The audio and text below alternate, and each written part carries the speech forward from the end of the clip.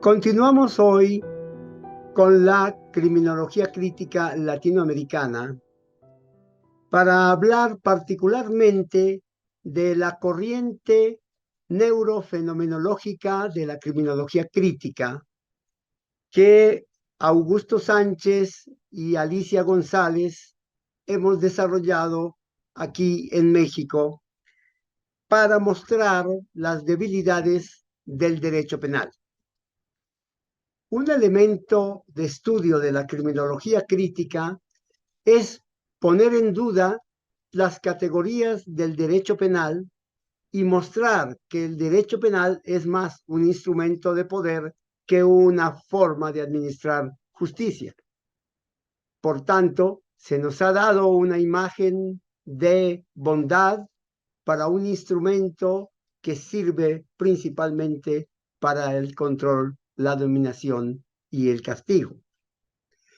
Si nos adentramos en las neurociencias, podemos observar que el saber es una forma que para nosotros se percibe diversamente.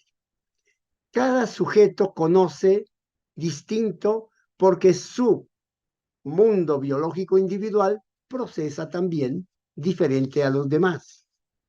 Por ello, entonces, no podemos decir que conocemos perfectamente o que hay un conocimiento objetivo de nada.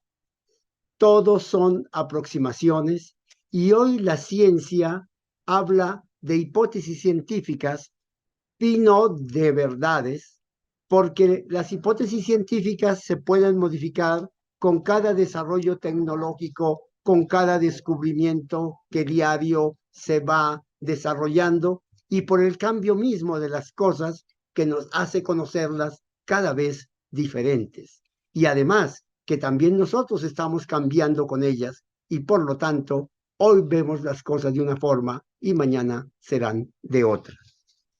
De ahí entonces debemos pensar que el cerebro tiene una autoorganización y también es autorreferente.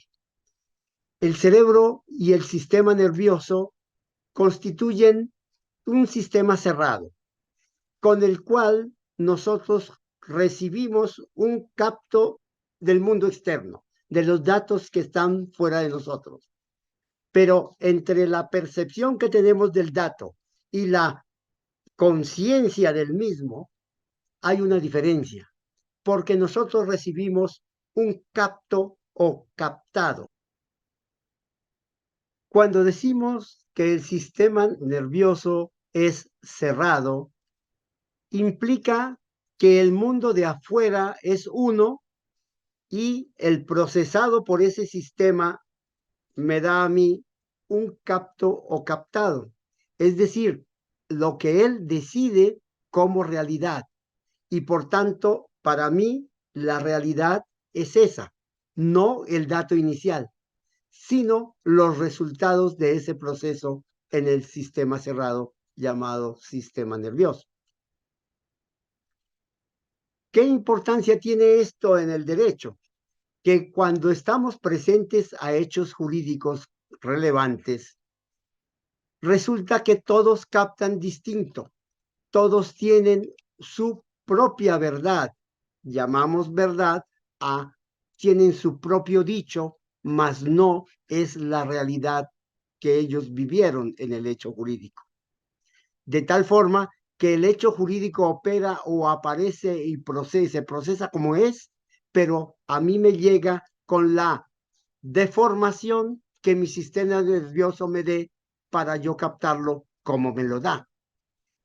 Una vez que me ha dado ese captado, yo necesitaré palabras para poderlo explicar. Y es después de esas palabras que entonces yo tengo conciencia de lo que ocurrió. En tal forma, la vida necesita, además de percepciones, palabras para poder decir aquello que hemos percibido con precisión.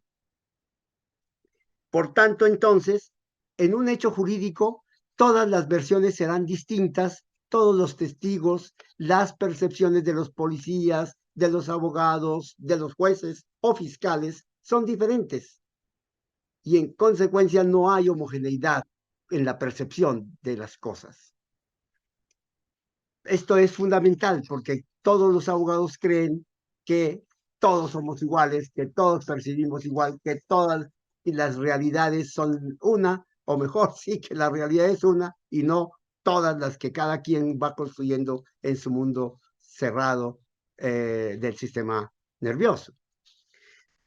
Esto implica además lo que se llama la recursividad, que es el mundo de afuera está en interacción permanente conmigo y yo con el mundo de afuera.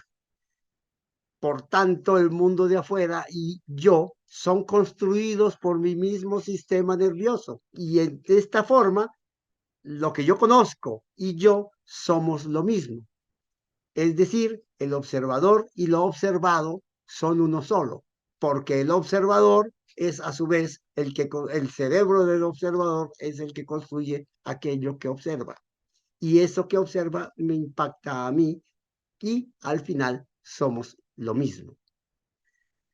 Si esto se va comprendiendo, se puede ir evolucionando en los procesos penales para dar libertad a quienes deciden o a quienes manifiestan su realidad en un procedimiento penal. No podemos esperar unidad, no podemos esperar coherencia y perfección en los datos, sino que todos están distorsionados por estos procesos ya dichos.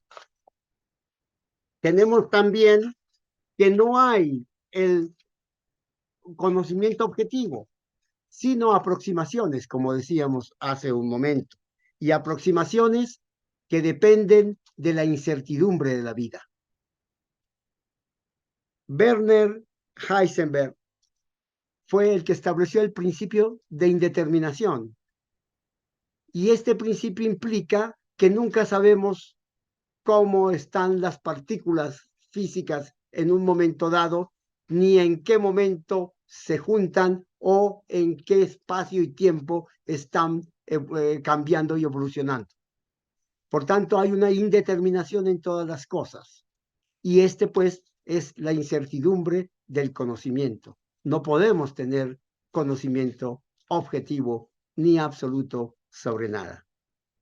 De ello, entonces, como decíamos, la ciencia solo nos da aproximaciones y de esas aproximaciones esperamos dar conclusiones, pero no son verdades absolutas. Continuaremos en la próxima clase. Muchísimas gracias.